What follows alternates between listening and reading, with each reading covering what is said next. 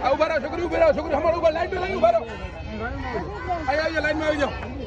અહીંયા છોકરી આવી જાઓ છોકરો ખમો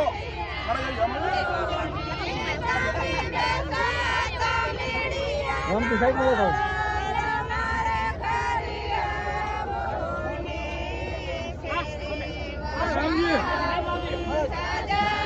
હાલ આગળ લઈ જવો